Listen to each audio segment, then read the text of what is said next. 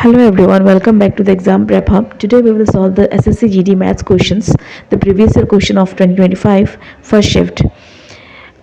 Let's start. Our first question is, we have to find the LCM of these numbers. So LCM निकालने के लिए simple method है the factorization method. इन्हें factorize करेंगे and जो भी इसके multiples होंगे सभी को multiply करना है. We don't need to find any common या कुछ, मतलब इनमें जितने भी मल्टीपल्स है सभी को मल्टीप्लाई करना है and you will get the result here. Here it is 2 cube 3 cube multiplied by 3 cube multiplied by 5 into 7 and you will get the result 7560. बहुत ही ईजी क्वेश्चन है ये, जस्ट आपका कैलकुलेशन फास्ट होना पड़ेगा इसमें. Okay, our next question is, in an examination there were 3 papers of maths. 2 paper English के थे और 1 पेपर साइंस के थी एंड सारे पेपर्स 100 मार्क्स के थे. मतलब ईच पेपर, मतलब हर एक पेपर जो है 100 मार्क्स का था. S got in maths he got 60% marks in 3 papers. Maths में उसे 60% मार्क्स 3 पेपर में मिले, इंग्लिश में उसे 70% मार्क्स 2 पेपर में मिले और साइंस में 50% मार्क्स 1 पेपर में मिला. सो हमें फाइंड करना है कि what was his percentage of marks in all the paper. सारे पेपर में उसके कैसे. तो सिंस हम यहाँ देख रहे हैं कि सभी सब्जेक्ट्स में 100 मार्क्स, हर पेपर का मार्क्स 100 है, फुल मार्क्स. तो हम सिंपली क्या करेंगे, to find the percentage of marks in all the papers, हम परसेंटेज को पेपर से मल्टीप्लाई करेंगे. मैथ्स के लिए 60 into 3, इंग्लिश के लिए 70 into 2 एंड साइंस के लिए 50 into 1 एंड को ऐड करके डिवाइड करके total number of papers it is 6 papers and we get the result 61.67%. So let's see our next question. It is given that a number is first decreased by 15% and then increased by 20%. The number so obtained is 78 more than the original number. तो 15% decrease हो रहा है तो हम इसे 0.85 लिख सकते हैं एंड 20% इंक्रीज हो रहा है तो इसे 1.20 लिख सकते हैं. यहाँ हम स्केल फैक्टर यूज़ कर रहे हैं, मेथड यूज़ कर रहे हैं इसे फाइंड करने के लिए. Regarding this method I have just explain completely in the percentage video, you can go and watch it. तो यहाँ इसे मल्टीप्लाई करेंगे एंड वी विल गेट 1.02. यहाँ इसका मतलब हो गया 2% इंक्रीज हो रहा है इसमें. ठीक है, अब क्वेश्चन में दिया गया the number so obtained is 78 more than the original. तो नंबर सो ऑब्टेन्ड इज 2%. तो अगर 2% इक्वल टू 78 है तो 100% कितना होगा, बस सिंप्लीफाई करना है इसे and we get 3900 is the result. Next, if at same rate of interest in 2 years the simple interest is 42 and the compound interest is 51, then what is the principal. यहाँ हमें प्रिंसिपल फाइंड करना है.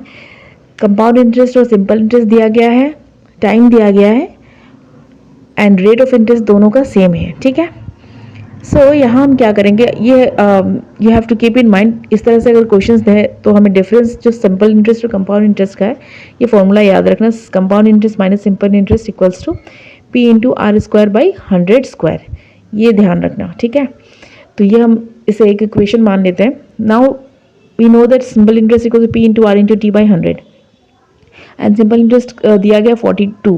तो इसे हम value put करेंगे और यहाँ पे प्रिंसिपल इंटू रेट हमारा है. इसे सिंप्लीफाई करने के बाद हमें मिल रहा है इट इज़ 2100. इसे भी हम मार्क कर लेते हैं इक्वेशन 2. ठीक है, अब हम फिर से वापस इक्वेशन 1 में जाएंगे. ठीक है, और यहाँ जो P इंटू आर का जो वैल्यू है हम इसे वहाँ पुट करेंगे. So let's see in the equation compound interest minus simple interest which is equals 51 minus 42. Values put करेंगे एंड जैसे लिखा गया वैसे हम we will write the equation. ठीक है, now this P into R square it can be written as P into R, isn't it. इसको ऐसे लिख सकते हैं ना, P इंटू आर. तो यहाँ पे P इंटू आर जो हमने वैल्यू निकाला है इक्वेशन 2 में दैट इज 2100, उसे हम यहाँ पे सब्स्टिट्यूट कर सकते हैं. तो इसका डिफरेंस हो गया 9 and 2100 multiplied by R divided by 100 square. अब इसे सिंप्लीफाई करो and we get here the value of R equal to 900 by 21. इसे हम इक्वेशन 3 मार्क कर लेते हैं. ठीक है, अब हमें क्या करना है, प्रिंसिपल वैल्यू चाहिए हमें. ठीक है, ये एक्सप्लेन करने में इतना बड़ा सा लग रहा है लेकिन जब you will practice more then it will be very easier for you to do the questions. Okay, so अब इस वैल्यू जो आर की वैल्यू है हम इसे इक्वेशन 2 में पुट करेंगे.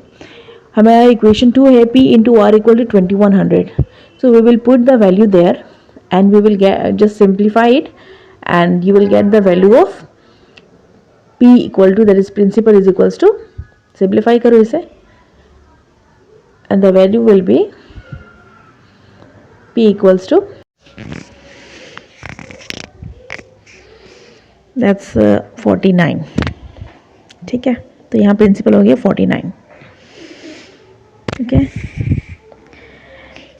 let's see the next question.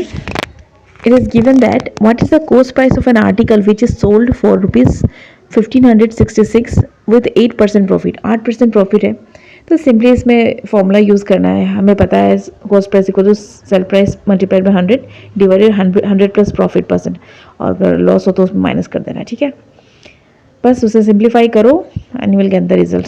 यहाँ कुछ ज़्यादा करना है नहीं, just you have to remember the formula. कुछ फार्मूलाज याद रहे तो एग्ज़ाम में काफ़ी आसानी हो जाती है करने में.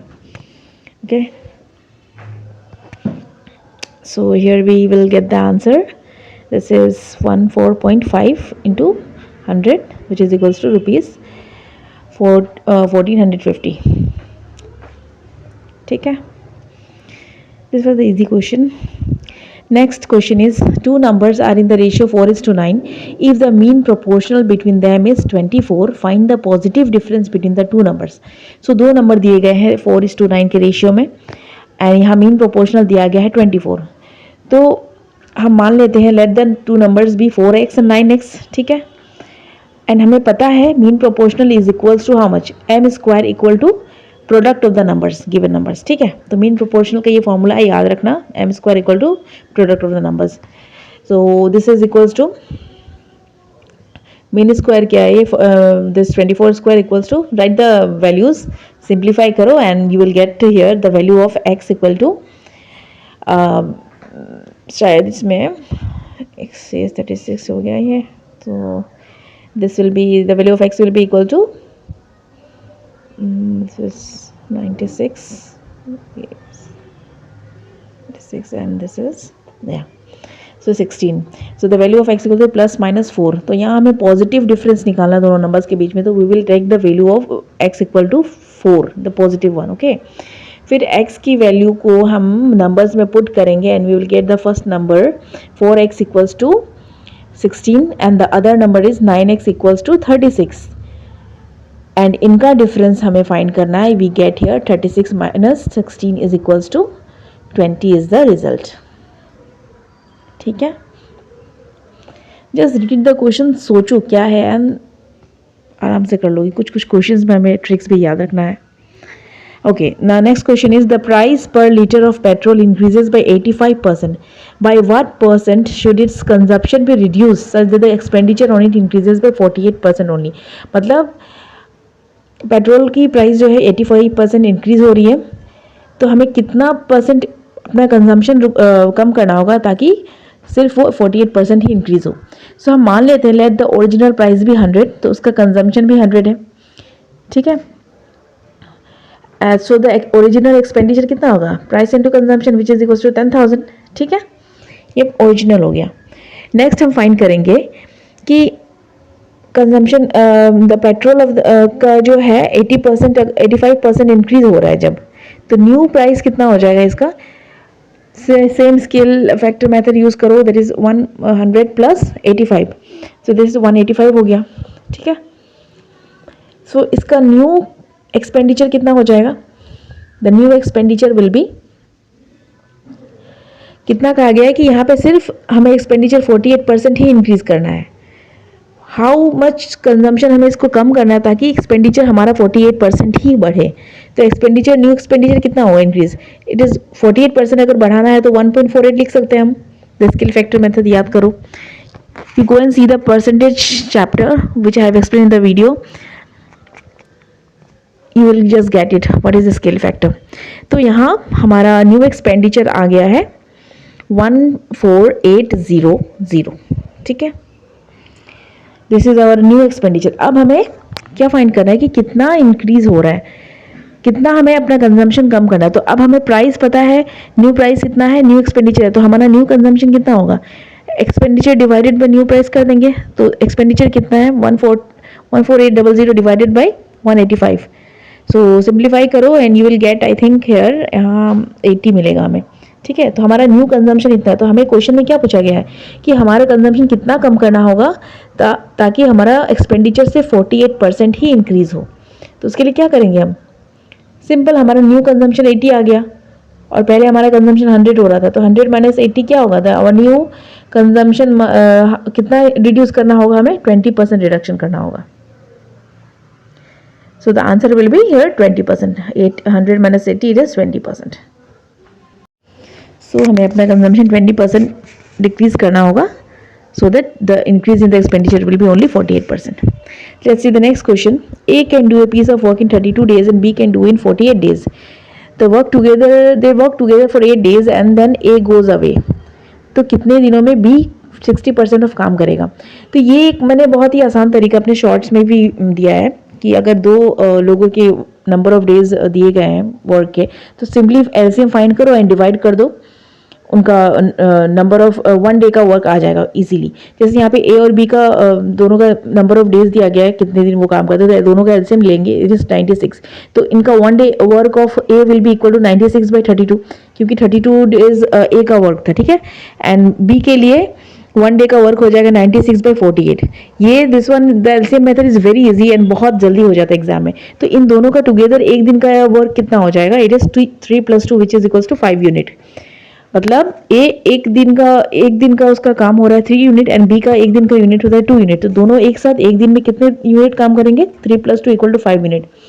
अब यहाँ कहा गया है कि उन्होंने 8 दिनों तक एक साथ काम किया, तो दे वर्कड फॉर 8 डेज. तो 8 दिनों का उनका काम कितना हो गया, एक दिन का अगर काम 5 यूनिट है तो 8 दिन का काम कितना हो जाएगा, 8 × 5 विच इज इक्वल टू 40. ठीक है. अब तक उन्होंने काम करके 40 यूनिट काम खत्म कर दिया, तो कितना काम बच गया. तो हमारा टोटल कितना वर्क था, इट इज 96. तो 96 - 40 करेंगे तो हमारा 56 यूनिट जो काम है बचा हुआ है. अब क्वेश्चन में दिया गया है कि in how much time will be finish the 60% of the remaining work. तो यहाँ remaining work कितना है, 96 - 40 that is 56 यूनिट है. तो 56 यूनिट का 60% निकालना होगा कि B finish 60% of the remaining work. तो 60% ऑफ 56 यूनिट निकालेंगे हम यहाँ पे. आई होप यहाँ तक क्लियर है. तो इसका होगा 33.6. ठीक है, ये कैलकुलेट कर लेना. सो अब B have to complete how much work, B have to complete 33.6 work, और वो कितने दिन में करेगा. तो उसके लिए क्या करेंगे हम, this time required by B to complete 60% of work that is 33.6 जो है that is divided by B का कितना एक दिन का काम कितना है 2 यूनिट. तो this work is divided bye 2, क्योंकि ये बी का ही है कि बी को खत्म करना है. सो इसे डिवाइड करो and you will get the result which is equal to 16.8 days में वो बी कंप्लीट कर रहा है काम. I hope this is very easy. थोड़ा सा समझो चीज़ों को and this is very easy question. Our next question is simplification है, सिंपल सा है.